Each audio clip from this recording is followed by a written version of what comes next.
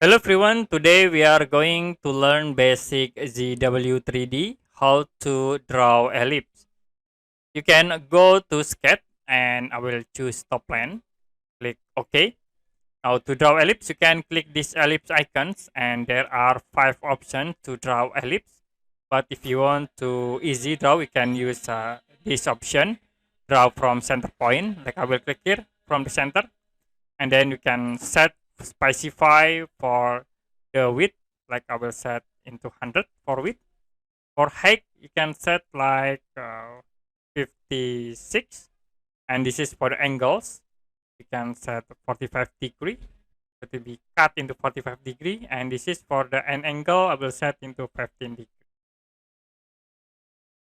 This is 15 degree.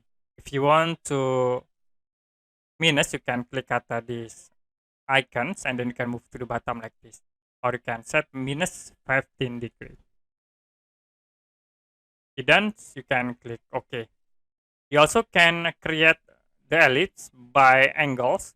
I will click again ellipse tools and click at these options. You can draw from center point. I will click here, and then for angle you can set at this option like 45 degree, angle 45 degree, and then for width we'll set into 200.